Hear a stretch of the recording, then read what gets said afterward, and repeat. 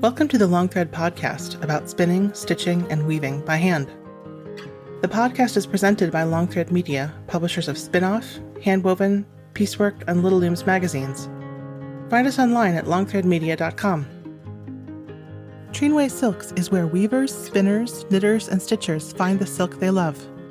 Select from the largest variety of silk spinning fibers, silk yarn, and silk threads and ribbons at trinwaysilks.com. You'll discover a rainbow of colors thoughtfully hand-dyed in Colorado. Love natural? Trinway's array of wild silks provide choices beyond white. If you love silk, you'll love Trinway Silks, where superior quality and customer service are guaranteed. Sustainability and regenerative ranching have been a way of life for the ranches of Shaniko Wool Company for decades. They're the first farm group in the U.S. to achieve certification to the rigorous International Responsible Wool Standard and Nativo Regenerative. Shaniko ranches raise merino rambouillet sheep in the western U.S., delivering a fully traceable wool supply that gives back to the earth and its ecosystems. To learn more and discover Shaniko's yarn partners, visit ShanikoWoolCompany.com. I'm your host, Long Thread Media co-founder Ann Marrow. Jennifer Williams is a band weaver. If you ever thought bands were boring, you're in for a surprise. So Jennifer, thanks so much for being with me. Thank you for having me. I'm so excited. It's a new experience. So your website is called Inkled Pink, and obviously Inkled is for inkle weaving in the inkle loom. Pink, is that because you like pink or just because inkle weaving is so delightful? Okay. It's a play on words. Mm-hmm. I love to inkle weave, so I am inkled pink about weaving on the inkle loom. Tickled pink, inkled pink. Yeah, it was a play on words. But you are delighted about weaving on the inkle loom. I am delighted on weaving on the inkle loom, and I actually don't like the color pink. So it's funny trying to come up with how do I come up with a logo that doesn't highlight the color pink, and I'm not a fan of the color pink, but I love inkle weaving. It's my passion. And you started off with all kinds of different crafts. What made you land on inkle weaving? Well, it's a circuitous route to get here, actually, is I years ago went to Santa Fe, went to this really cool shop, and there was a tapestry weaver in the back of the store. It was not a textile store, but just in the back of this store. It's actually called Giacomo's. I don't even know if it's still around.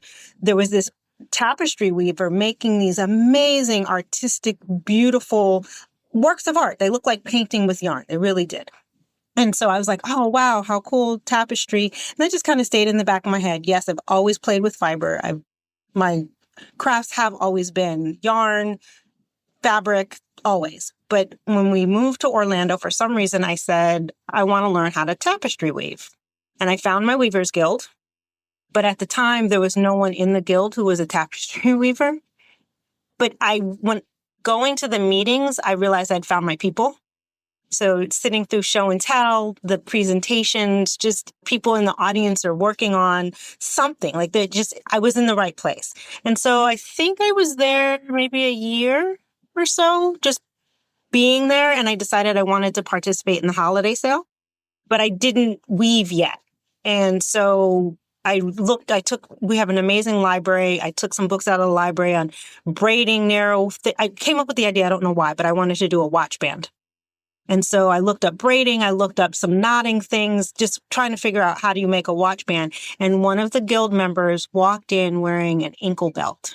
And it captured my eye. And I was like, what is that? And how do you do it? And a friend of mine and another guild member and I went over to her house and we had a 2-hour lesson. And I have been ankle weaving ever since.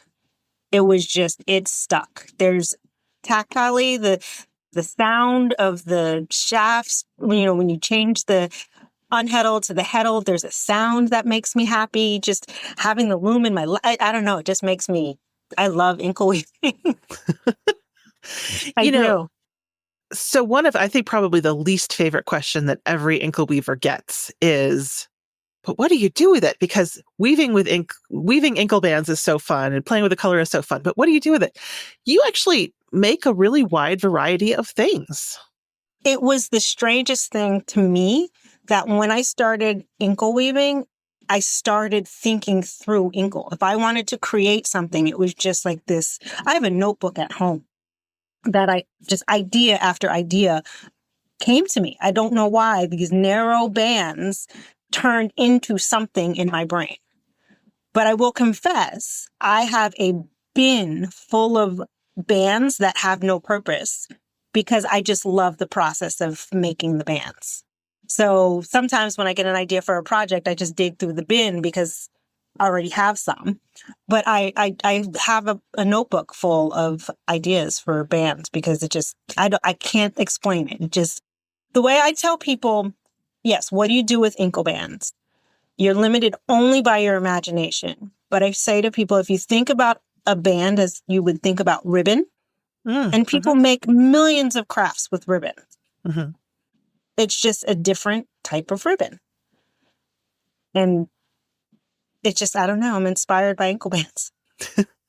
And the first project that you worked with Little Looms magazine on was something we had never seen before. It was ankle woven flip-flop straps. Was that my first project? I think it was. Wow. Yeah. Okay. In my mind, I it's funny. I guess my two earliest projects I remember with Little Looms was that and the braided bracelets. And so I forget. I flip-flop on which one is the first one. Yeah, that's a good question. I'm not quite sure. Yeah. The braided bracelets are, so you created two different jewelry pieces with ankle weaving and with, jewelry findings, and they're sort of elegant and supple. So it's interesting that you are thinking about ankle bands in a variety of different ways. It's not just like, oh, all ankle bands are this way. I think I've always said that I am fortunate that I come to ankle weaving with a wide craft repertoire. If it is a fiber craft, I've probably done it. So I taught an ankle and what to do with ankle bands class one time. And I was saying things like, oh, you use stitch witchery, which is a iron-on hemming type tape. And many of the people in there didn't know what stitch witchery was, but they didn't have any sewing reference. Or fray check. People didn't embroider. I realized that a lot of what I think is possible comes from other crafts that I've done. I'm a kid of the early days of HDTV, back when it was called Home and Garden Television. And I watched a lot of Carol Duvall. I was just reading right before this your tutorial on finishing ankle shoelaces, and I have some tablet woven shoelaces. I took a class with John Malarkey, but John just finishes his with packing tape, and I have to say I have not been getting great results with packing tape. So your technique involves a couple of different crafts. It's pretty cool. And the floss, I believe I used floss for that, like embroidery floss. Again, that was just in my stash. If there's a craft you want to do, it is in my closet. It's in my craft closet. Because I've picked it up over the years. And finishing is important to me. If you're going to do a project, it has to look complete. And so I was like, how can I make shoelaces? Or how can I make aglets that look like real shoelace aglets? When you're thinking about finishing, I know you mentioned that you have all the different supplies and crafts, but when you look at the problem, how do you approach it and say, I'm going to get a great finish on this? That's an interesting question. I believe I've never really thought about what my process is for that. But as I think about it, I often start with what do I want it to do and what do I want it to look like? And then I back into how can that happen? And sometimes it's a lot of creative Google searches because there are adjacent projects or adjacent ways that something has been done. And so how can I make that do what I want it to do? So I think about one of the projects. I think it's my zaniest project. On my blog, I did a tutorial. I did the tutorial for origami goldfish. Oh my gosh! Yeah, I'm going to have to put a link to that in the show notes. So I wanted to, I don't know, I cannot tell you where this idea came from. And I made it into a mobile for my son's room. But I wanted to make origami goldfish out of inkle bands. So that's my problem. Now, how do I back into that? How do I get to do what I wanted to do? Well, I need to start with a square piece of origami paper. Well, now I make a square of inkle bands by cutting them to size and sewing however many together to make it a square. And then, well, now I need it to be stiff and foldable. How do I do that? Oh, liquid starch is a great thing. Oh. Right. So you see, so I'm like, what is the problem that I have and how can I back into solving it? Is often Hmm. how I kind of come up with zany and crazy ideas. But origami paper is thin and easy to fold and takes a crease really well. So, you mentioned liquid starch, but how do you create inkle fabric that is kind of foldable, creasable that way? So again, thinking about how do I want it to behave? And so what yarn do I use? Do I use a 3-2 or is a 20s 2 better? Or can I use embroidery floss? So starting with what yarn, first of all, and then it's starch. So, I can use an iron I want to make this crease and then I use the iron and get that crease in there. And then I make another crease with the iron. So it doesn't quite fold like paper, but I can make it behave like paper-ish. Right. It's very interesting. I recently spoke with another inkle weaver, Annie McHale, who I know that you love. Annie. Yes. And it seems like, you guys like and respect each other's work, but your approach seems to be so different. She's very much, this is the yarn, I play with the color. This is a very repeatable sort of creative process. And you're thinking about how can I take this thing that seems to be very two-dimensional and have these very defined properties and kind of change the expectations of those. What I love about Annie and the way we look at inkle is we both kind of approach it with our own voice. And I think part of that is our weaving is not informed by prior weaving. So Annie, she just does inkle. Up until I am 99.9% an inkle weaver. I admit I have a gorgeous Gilmore floor loom that I just got last year. So excited. And I have woven on a floor loom. Mm-hmm. I had a rigid heddle that I sold my rigid heddle, but my center is always inkle weaving, and that's where I started. And so there's just my artistic voice comes through in inkle. And when I teach and people ask me, well, can you use this yarn to weave an inkle band? I always say, wrap it around the loom and see if it works. Because maybe you can, maybe not all on its own, like a really thick, sticky, I call it toothy wool that's not going to make a nice shed. No, you probably don't want to weave with it, but try it. But maybe mixed in with other fibers, or maybe you have an end goal. So yes, maybe you're going to fight through that sticky wool. And then in the end, you have the thing that your end goal was X. And so I needed a stiff band. Robin Spady, I know that she likes inkle weaving also. On one of her posts years ago somewhere, she did metal on an inkle loom. So I tried that. I've woven with leather on an inkle loom, at leather cording. Lacing, that's the word I want. Leather lacing. I've done rat tail. I've used thread. I'm trying to think, t-shirt yarn. Mm-hmm. I think I've used sisal, paper yarn. I've pretty much tried everything. If it can go around my loom, I'm going to try it. And the traditional is linen, but it seems like you want something that's relatively smooth and something that has a little bit of give, but not too much give, right? Like somewhere in the middle? For me, it depends on what I want. So if it has give, but I need this band to be out of this fiber, then I don't make the tension as tight, or I tighten it more, or I baby opening the shed. So it depends on, so Annie makes the guitar straps. She needs a good sturdy yarn that's not going to stretch in the end, that's not going to be fray. It's not going to fray. It's not going to be fuzzy. So her yarn choices are dictated by her end result.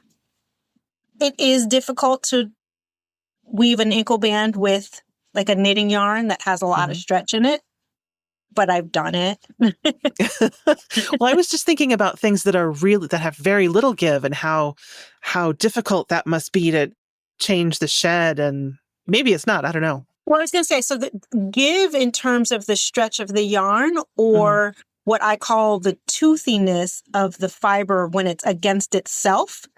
So that's where creating a shed is difficult. So like if you have a rough wool, I'm not a knitter, so forgive me. I don't know all the like worsted and I don't know all those terms. But a yarn that it's very abrasive against itself, and you try to open this shed of a warped face band, and you are fighting to create that shed. To me, give in that respect can be very challenging. However, if that's what I needed, it's like there's a yarn that I like, that I do like. It's the people make dishcloths out of it. The peaches and cream or lily. That's it. Yes. That can be difficult to weave with on an inkle loom. But I've done it because I needed a belt that was for a kid. I was thinking about things like metal, or for a minute I was imagining, what if you wove shoelaces out of Kevlar? But it would probably eat right through your heddles and your shoes. And your shoes. For heddles, well, two things. It could eat through your heddles, but we're talking string heddles. You just make a new string heddle. That's true. But I use nylon crochet yarn for my heddles, and they are wonderful. So much slides right through them. So I never worry about heddles. I've got spools of yarn to make new heddles. That's true. Yeah. Yeah. It's more, to me, the most challenging bits are, is it tough on your hands as you're trying to create the shed, or if you're using it as the weft, which you can smudge a little bit because you don't see it. But when I played with the metal on my inkle loom, I did use a metal weft, and that can be tough on your hands. I think that's the thing I think about the most, is how will that be on your hands? And you think a lot about the structure of the inkle weaving, right? I mean, I saw you were trying to figure out how to get your selvages to be symmetrical, and just thinking about how to get the kind of edge that you want. So I think you looked at my blog. I did look at your blog. And that's funny. I know the post that you're talking about. So that comes down to pattern design. So it's for whatever, in inkle weaving, we look at a band and it is usually very symmetrical. What is happening, you have the midline, and what happens on the left is happening on the right. But Annie McHale came up with this great selvage where she uses 3 colors, one in the heddled, one in the unheddled, and then a third color in the weft. And when you put those 3 together, it kind of looks like a braid going down the side of your band. Well, what I learned by mistake is that if you didn't, and I have to go back and read my own post, I think if you mirror it, it ends up being upside down on the other side. And so, again, that would be great if that's what I wanted, but if I was planning for a completely symmetrical band, then that's something you have to pay attention to. I do pay attention to those things if it's going to be a project that I need to cut the band and sew them side by side. Because then you really want, well, unless you're using that selvage as a design element. But if I'm trying to make it disappear, then I really have to pay attention to, was one side, do I start with a heddled and finish with an unheddled, or did I start heddled and end heddled? Those are the places where I pay attention to. But I guess what I'm getting at is thinking about not just the sort of the color order that shows up on the front and back, but thinking creatively about the structure of something that seems so simple. I was also thinking about your just different ways to get even surface or embellished effects, and really thinking about how how the band works. It seems like, oh, it's just plain weave, but you're really exploring other opportunities there. Inkle weaving really just feels like a blank canvas to me. And again, you're limited only by your imagination. And at the end of the day, cultures all over the world have been making warp-faced bands since man has been weaving. And they do such amazing creative things. And so today we can do amazing creative things, but we have access to so much more. There was a workshop, a conference I was at, and someone was doing a class on weaving LED lights into your project. Like, whoa, really? So now, and I know somewhere on one of the Facebook groups, somebody was talking about using reflective yarn in their ankle bands so that, maybe they could wear it while jogging in the evening or a dog leash. So, I mean, we have so much access to add to what has already been so creatively done that, there's so much. I was going to ask you about some of these different traditions. You're teaching a class on, it's Bedouin-inspired ankle bands for the upcoming Weave Together, which is going to be in York, Pennsylvania. But I know that you've also explored other traditions such as, Japanese and Nigerian weaving. Can you tell me a little bit about that? I'm humbled and inspired truly by the foreweavers of cultures around the world. And what can be created on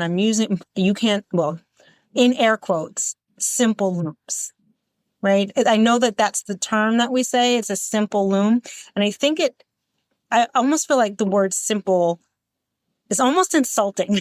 I mean, it is not complex, but what is created with it feels so much more than simple.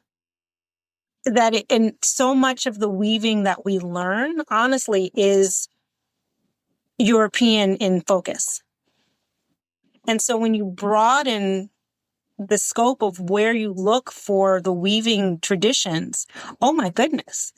But then when you still see the similarities. Right. And so for example, you talked about the Bedouin weaving, which I learned about it from Laverne Waddington's blog and the things that she's done with it. But they take simple colors, I'm using the word simple, and a simple quote unquote technique and create these stunning geometric patterns that have stood the test of time.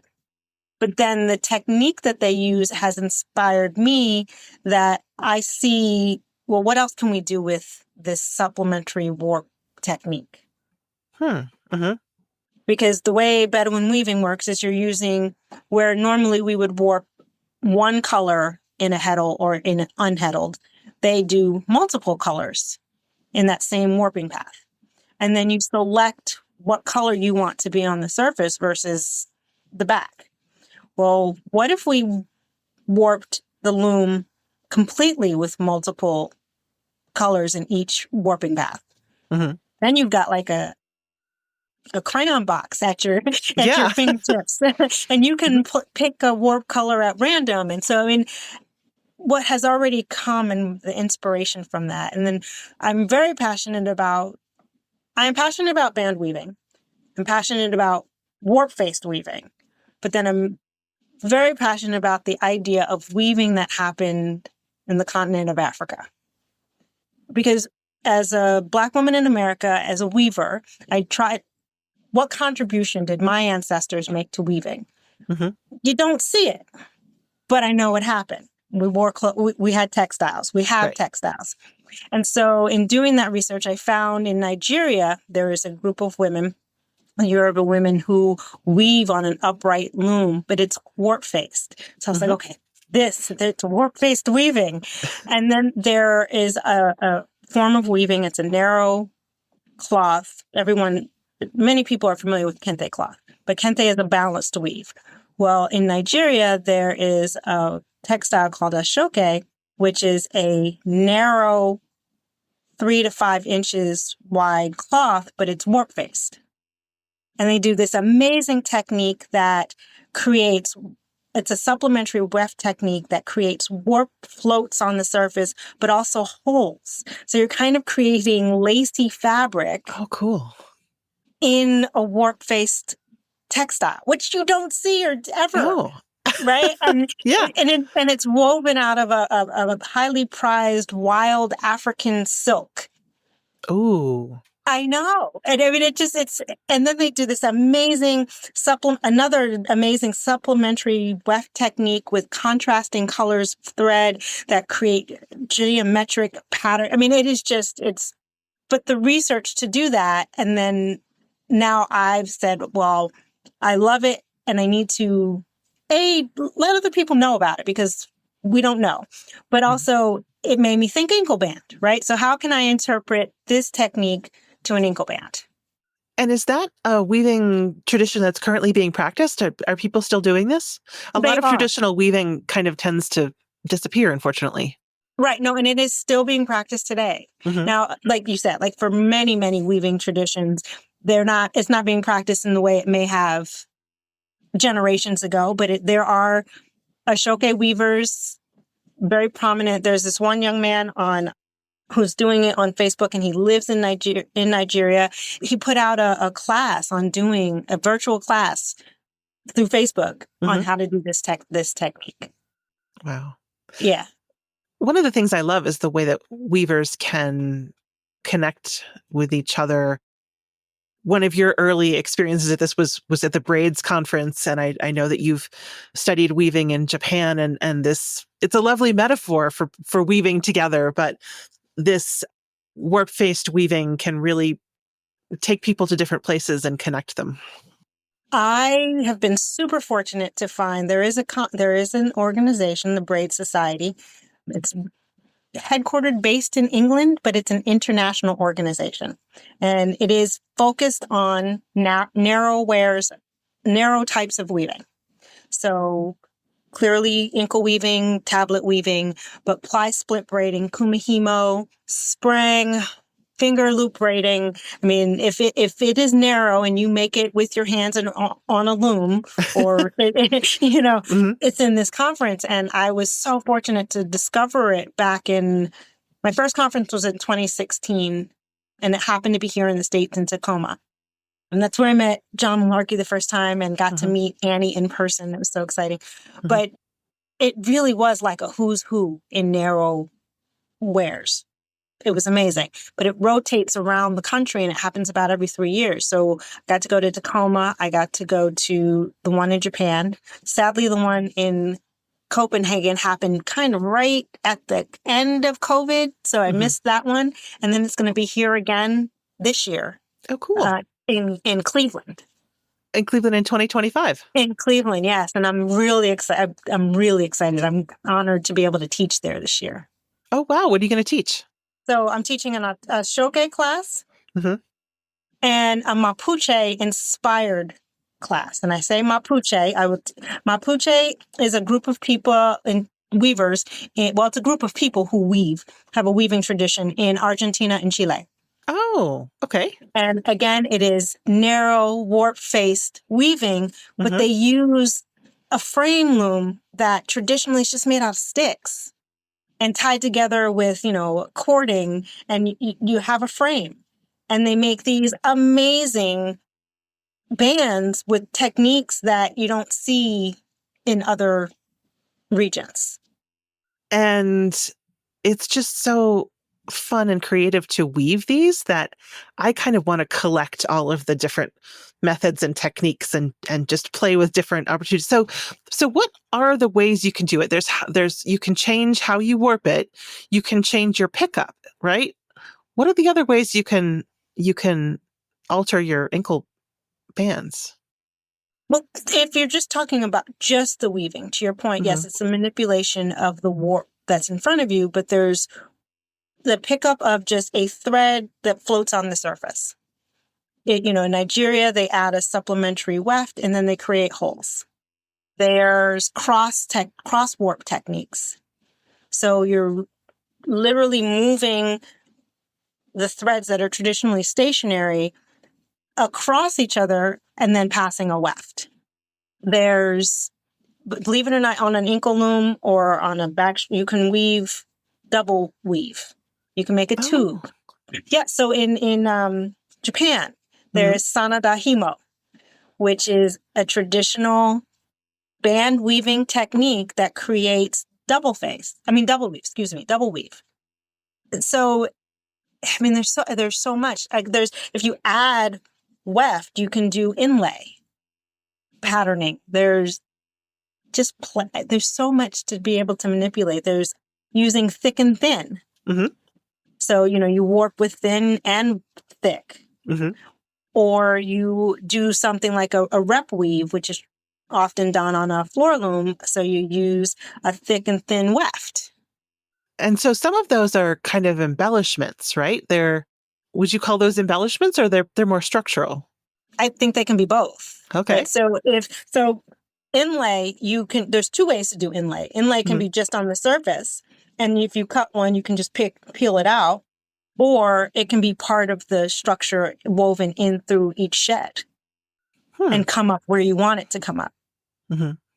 So that it's part of the structure. It gives it more density. So to your point, for the the sanadahimo in Japan, the weft they use is thicker than the warp to create a denser cloth.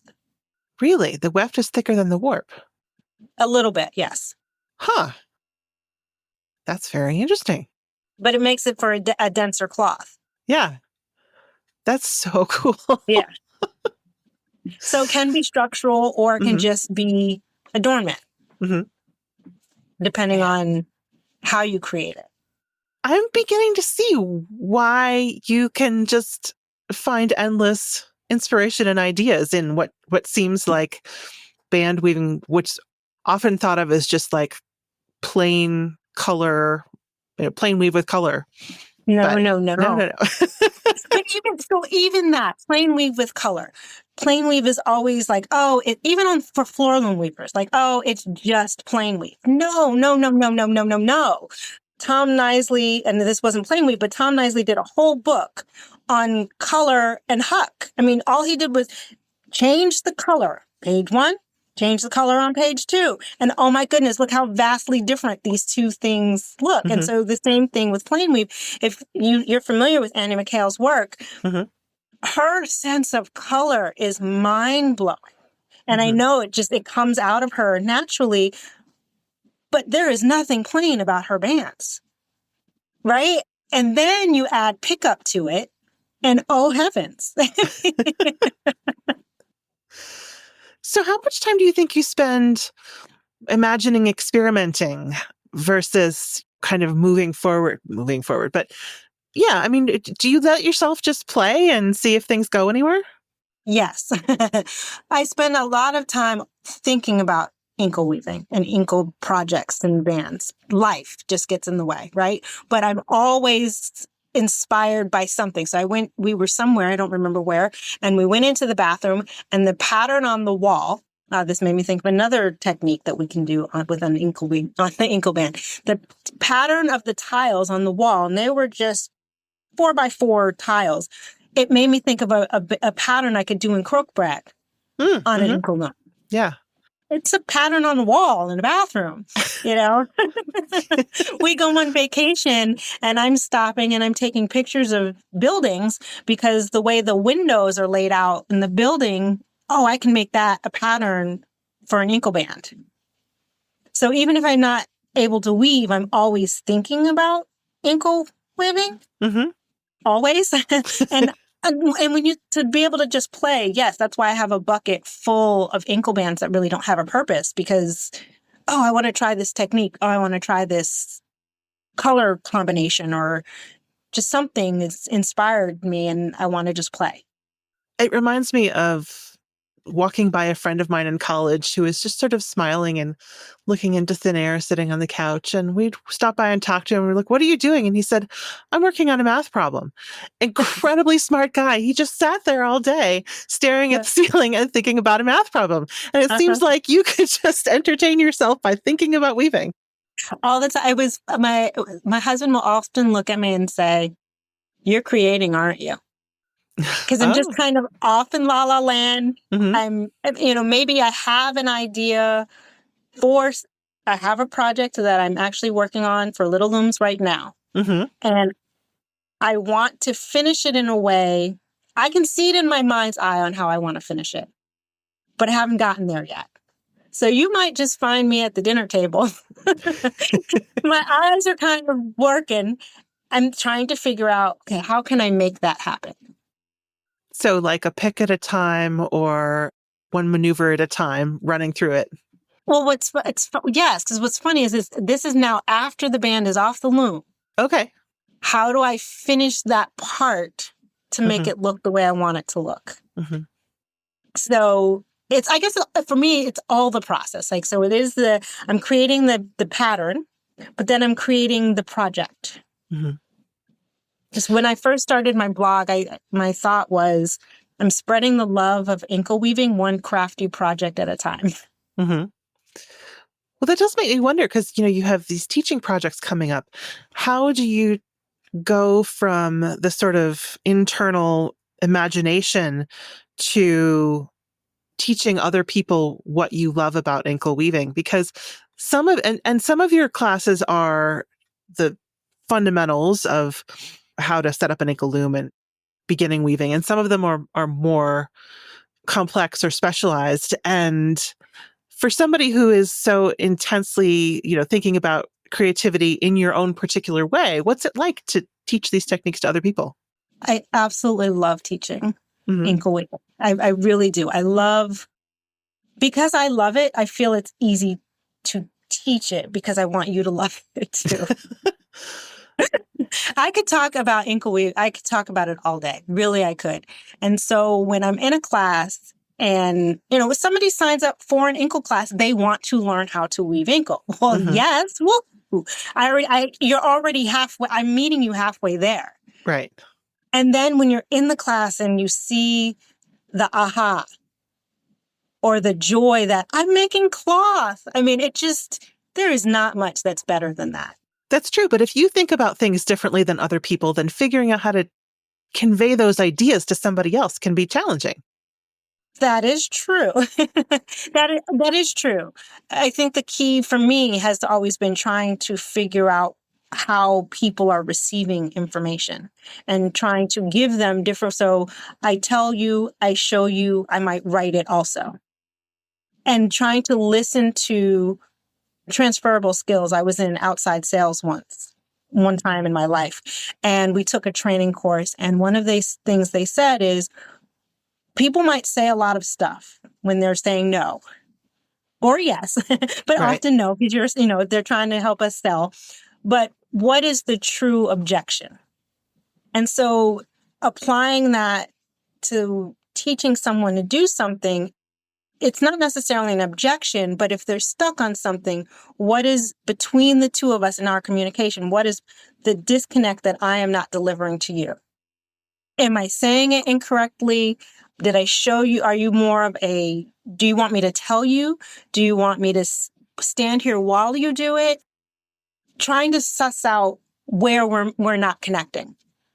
And I try to do that all the time, because sometimes I don't get what's being taught to me. So what do I need? So I try what do you need? Yeah.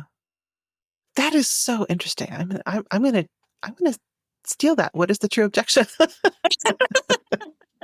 Because at the end of the day, I'm driven by, I want you to get it, right? Mm-hmm. So I know that there's way more than one way, my way to learn. Mm-hmm. And I will say that as I've developed my teaching mojo over the years, I have been so fortunate to have some amazing instructors. And I believe I told her this to her face, but I'm going to say it now. One of the best instructors I've ever had was Laverne Waddington. And so I tried to glean everything I could from how she can be such a dynamic instructor. And I think she listens so well. But she also, I feel, gives people space to succeed and fail at their own pace and then meet them where they are. And I really have tried to mimic that. Yeah. Yeah, I've taken quite a few classes from Laverne. We've been very fortunate. The way I look at teaching band weaving, and maybe I didn't say this, band weaving is what I do. So I come at band weaving as a band weaver, Mm-hmm. which is different than a floor loom weaver teaching band weaving. So sometimes I'll see a band weaving class that's 2 hours. Mm-hmm. Now, granted, I learned in 2 hours, but it was a one-on-one class with a friend that I could go back to whenever I needed. I feel like band weaving and rigid heddle weaving and all the non-floor loom weaving is looked on as less than. And so a lot of times I see that the classes are advertised by someone who isn't really a band weaver. Does that, but I don't want to step on toes when I say that to people, but it's different. Mm-hmm. So Laverne Waddington, I heard the interview you did with her. She teaches on an ankle loom. She teaches on an ankle loom as a backstrap weaver. Yeah. I took a class with Allison Irwin. Are you familiar with her? So I took a class with Allison Irwin, and she does this amazing technique where she drops threads instead of pick up threads to make, it's a phenomenal technique. But she comes to ankle weaving as a floor loom weaver. Right. So some of the things that both of them do as an ankle weaver, I feel like, well, that's not necessary because they're bringing their muscle memory to this new device. With Annie also, I feel like it gives us a unique ability and way of teaching ankle weaving that might get lost otherwise.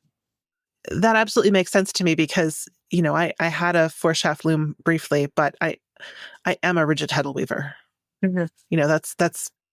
I'm not your baby. Yeah, I'm not a very complex rigid heddle weaver, but that's how I understand things. And so there was one time when I was reading a pattern, and it was supposed to be for a rigid heddle loom, but it had been tech edited by somebody who was a floor loom weaver who said, wind a warp this long and put it on the loom. And I'm like, no rigid heddle loom weaver would do that.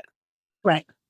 In this particular instance, now there's lots of good reasons to indirect warp in a rigid heddle loom, but in this particular instance, you would, of course, direct warp it. Yeah. Right. I mean, when you're weaving on an ankle loom, you would never measure a warp 2 yards long and put it on an ankle loom. Never, right? Like ever. Like you would never do that. Mm-hmm. So I see people and it's just, I'm like, why would you do that?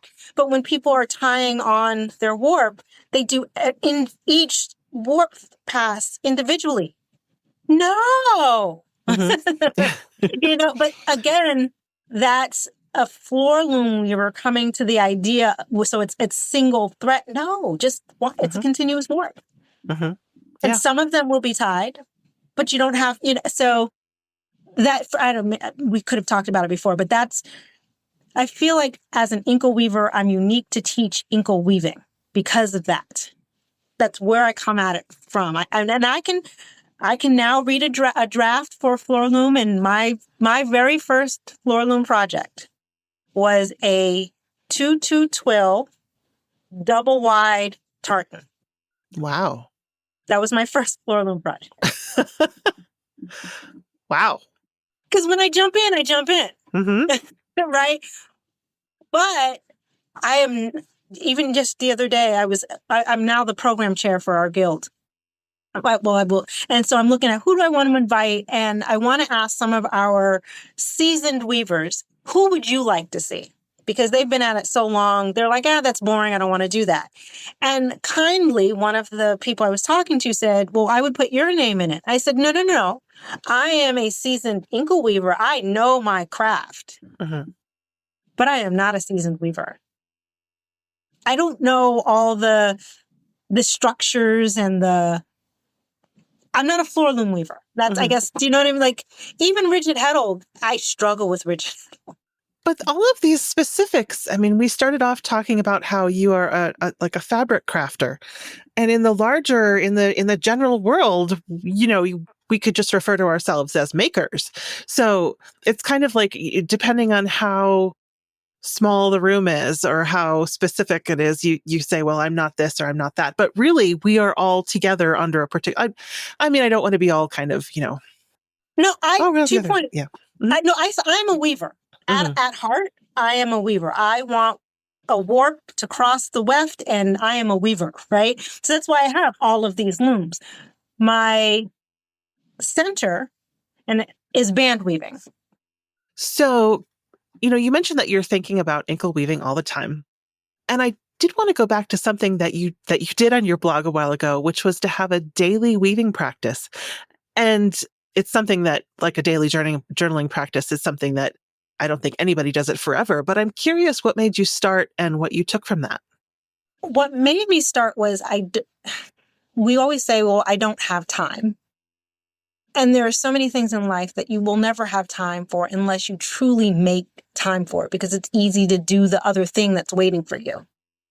And I feel out of balance when I'm not weaving or touching creativity. And even if I pick up one of my weaving books and I go and I spend some time immersed in the idea of the weaving, that makes me feel better. And so I was fortunate enough, I know you interviewed her a while back also, I was fortunate enough to take a tapestry workshop with Tommy Scanlon. Mm-hmm. And she talked about her daily weaving practice and her, the tapestries that are a year worth of weaving. And I was really inspired by that.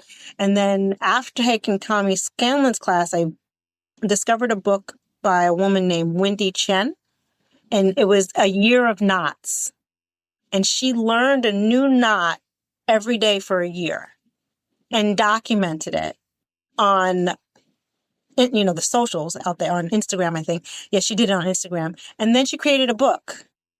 But now Wendy is a renowned textile artist, creating installations all over the world, commercial and private, because she took the time to just do this thing every day. And so I was inspired by both of them. They were my main inspiration. I know many people have done it, but those two were my main inspiration. And I tried to just figure out, inkle weaving is you put a warp on a loom and and you create a band. But so how do you document that you're doing this thing every day without, at the end, I've got yardage. Right. And so another book that I've always loved is by a woman named Evelyn Nair. They call it the Blue Book. It's just called Inkled. And many people just call it the Blue Book. It was a self-published book on horizontal striped warp pickup techniques, which has always, many people love Baltic, and I like Baltic, but the horizontal stripe pattern, there's so much potential there. And Evelyn Nair wrote a whole book on it. And so I said, well, why don't I've never woven her stuff. So I picked a pattern, I worked through her book. And then I did the horizontal stripe pickup technique in Ann Dixon's book. And then I had enough confidence within that structure to just play. And so I would sit at the loom. Once I got through those two books, I would sit at the loom and I would create a motif every day.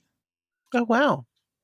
And that by the end of that, I am super confident in horizontal stripe pickup. Yeah.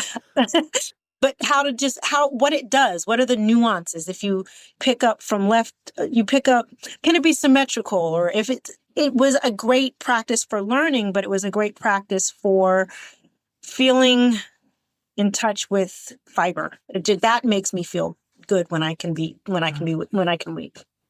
I've woven I have a mini ankle loom that I have taken with me on a plane. That seems like a great idea. Yeah, really, yeah. And the lovely thing about weaving on a plane is inevitably someone will say, "What are you doing?" And then I get to talk about ankle weaving. And to create a motif a day, that's really cool. In the end, so ended up being some pressure around that, right? Like, oh, I didn't weave today. Oh, I have to weave. So the times that I didn't weave, what I tried to do was weave a number. And at the end, I just got so far behind. And I think I went 123 days without, but I actually wove all of those numbers. to just Wow. represent for myself that you may have missed it, but you still did it. And I did do, so each band, so I was trying to take from some of Tommy's, how do you pick the colors so you're going to weave? And so I would find picture inspirations and I wove a band a month. So each band in itself is unique, but within the band, each motif is different. So there's 12 total bands with 30 or 31, except for February, 28 different motifs. So you did it for a full year. You wove maybe a third of the days, but you had a full year of weaving. Am I understanding it right? So I got behind, and so I tried to catch up. So maybe in one day I would weave 4 numbers or 5 numbers. But then in the end, it ended up being I was backed up 123 days. But yes, in the end, there was a motif that represented 365 days, even if it was a number. And one time I was really tight on time and I did something very simple and I picked up 1 thread per pick. Yeah. For 15 minutes. And then the next day I did 2 and then I did 3 because I didn't have the mental capacity to sit and design something, but right. I can weave a diagonal. And that's really the beauty of the journal aspect of it is that, I mean, Tommy's are stunning at the end of the day, but for most people, it's really the process as opposed to the product. Right. So, and I did document it on an Instagram page I created, Daily Band Practice. And it was fun to see that other people kind of picked up the idea. So I did see some postings on the Facebook group of people wanting to weave every day. I don't know that I have the space to do it every day again, but I think I want to do a monthly band. So January just started, so I still have time to do a band for January. You certainly do. I think I'm going to do a monthly practice this year. Yeah. Where I can still weave a little bit every day, but it doesn't have to be the commitment of producing a thing every day. Right. And a band could be any length, really. Right. Yeah. Right. And I mean, so to your point, being realistic, I'll warp up my loom to the length that I know I can complete in a month. Yeah. I'm not going to pull out the floor inkle loom that, produces so many yards. You have a floor inkle loom. Wow. I do. I have the Leclerc floor inkle loom. Okay. Yes, I've got quite a few inkle looms. A lot of people would say one of the benefits of inkle weaving is that it's not furniture, but well, the beauty of that is so true. Well, when that is funny because when you have multiple inkle looms, even if they're not the floor inkle, they take up space. Yes, of course. I bought a new bookcase and now I have dedicated shelves for the loom collection because they were everywhere. They were in use. Yeah, they were in use, but you might be inspired. And so this one inkle loom is taken up and then you have the other one. Although I did learn, and I teach in my classes, a process for taking a warp off of an inkle loom to save it to be able to put back on the inkle loom for later. Cool. Yeah, because you're inspired and all your looms are occupied. What do you do? Yeah, that's true. And I have learned the hard way that if you're not careful with your various sticks and clamps and everything like that, and you just kind of let it all go willy-nilly, it's not pretty. It's not pretty. I have said goodbye to a warp or two over the years. Yeah. More so when I try to play with really, really thin yarn or thread. I've done sewing thread before, and I tried to do. This was earlier on when I was like, "What was I thinking?" But I remember I was so fortunate to take a class from Ann Dixon early on in my inkle weaving journey, and she had a bookmark that literally it was woven out of sewing thread, like it was that thin, and she did pickup on it. Like a Baltic pickup pattern, I said, how did you do this? And she was just like, oh, it's just easy. And I remember looking at this thing like, but now I understand without saying it, I know how to do Baltic pickup now. So just this thread is thinner. Yeah. It looks more intricate, but it's the same technique. Right, but if it's hard to get your hand on, if it's hard to pick it up with your fingers, that does make it challenging. So pickup, so here's the secret. Pickup is it's not, I don't want to say a misnomer, but the mistake we make, and I learned this from Ann Dixon, is we do the pickup at the fell line. Don't do pickup at the fell line. Do pickup closer to the heddles. Everything is freer and it pops up. So if you separate the warp at the fell line, a lot of times the yarn, the thread that you want will just pop up. And so you pick up closer to the heddles. That makes sense. So even if the yarn is really, really thin, if you're up at the heddles, it's easier to do the pickup. That makes sense. Yeah, it was a game changer. Because, you're hunched down at the fell line trying to pick up the thread you want. Mm-hmm. You're all thumbs all of a sudden. It was a game changer. Yeah. Oh, that's great advice. Yeah, those are the aha moments that I love seeing in a classroom. And I say, but I don't take credit for this one. But this is how to do it. Yeah. Yeah. Those are the moments. I'm shifting to saying I'm a band weaver, not an inkle weaver, because the term inkle is I equate that to Kleenex to tissue. Oh, okay. So the term inkle is a European word. Mm-hmm. But when they make that same thing in Chile or in the Hopi people in North America, when they make it, or in Japan, they're not making an inkle band. They're making a band. And even the term band, we'll let that be the tissue, but it's not an inkle. Yeah. So to me, that's the carryover of the European influence that has a tendency to wash out all the other cultures that are represented doing the same thing. Because at the end of the day, you can only do so many things with a warp face band. Mm-hmm. I see what you're saying. So the shorthand leaves a lot out. Yes. Leaves out a lot of context. Yeah, it does. And it isolates out all of these other traditions. Because inkle is from Shakespeare, right? And even if you think about the inkle, it showed up in Shakespeare, I want to say in the 1500s in one of his plays. I did not know that. Yeah. Wow. And there's also theory that it's of Dutch origin, but no one actually knows. Mm-hmm. Wow. But even if you think about the band weaving tradition of the Northeast, where they made tapes on the tape loom, well, that's not an inkle band, but it's the same thing. That's true. Yeah, I have somewhere behind me, I think I have one of those. It's a reproduction tape loom that, yeah. Wonderful device that creates a warp face structure that we call a band. Yep. Actually, we call it a tape, but you know what I mean? So it's like the word inkle is, I have a love-hate with the word inkle now. Well, you are kind of wedded to it, though. I know I am, because I'm inkle. Yeah. But I think that part of that is the evolution and the learning, right? The growth. Mm-hmm. When my friend walked in, when Berna walked in and she had that belt on, she was wearing an inkle belt. Okay. But she also, to be fair, she wove it on an inkle loom. So I think that's the... Yeah. I'll let that slide. But if you weave it with just the rigid heddle, is it still an inkle band? And if you are not wearing it around your back, it's maybe not a backstrap loom. That's another, yeah. Huh. I know, semantics, right? Indeed.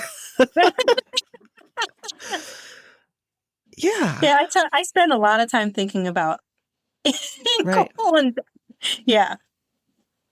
Because I'm at my the workshop I'm teaching next month. I'm doing a presentation on band weaving traditions around the world, and so I can't say inkle weaving traditions around the world. Right, but it's really long to say narrow, typically warp faced. Right. Well, that's why I have settled on the idea of band, because it's not necessary. It's not even in Sweden.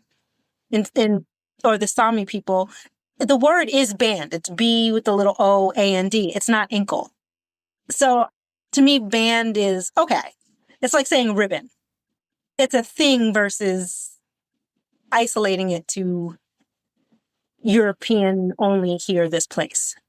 One of the things I wanted to ask you about is there's been this sort of trend in passementerie or passementerie, Yeah. where it's very elaborate kind of band within band.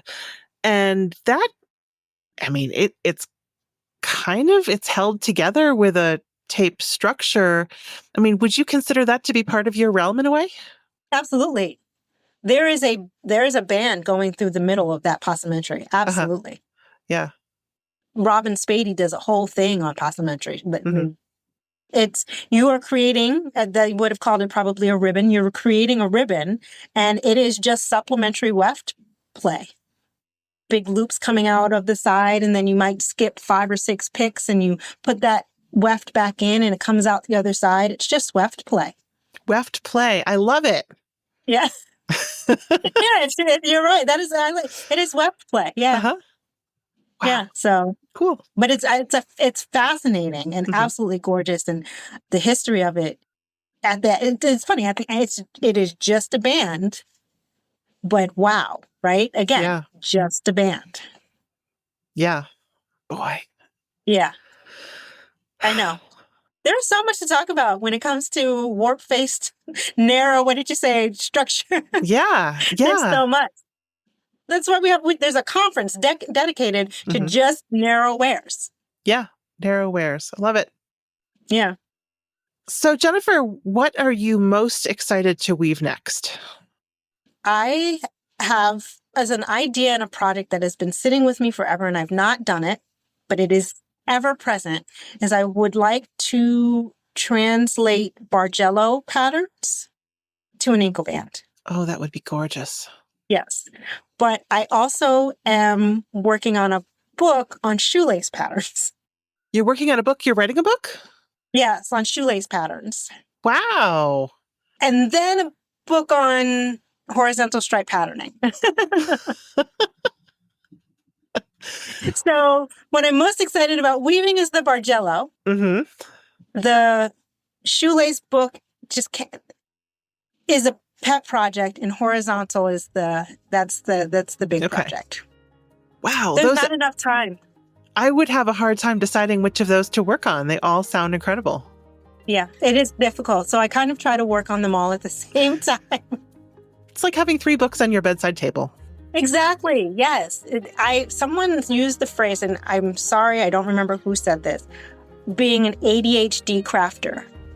And I am, because I'm working on this project, but squirrel, this one over here. And so I think it is okay to have 3 books on your book table and 3 projects you're working on and 3 bands you're working on at the same time. Yeah. Wow. While doing life. Well, Jennifer, it has been so much fun to talk to you. This has been a blast, Anne. And I can't wait to see you in March at Weave Together. I know. I get to meet you in person. It's exciting. Thanks to our sponsors for supporting the podcast.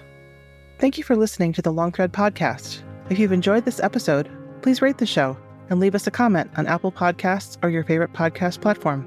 Thanks again.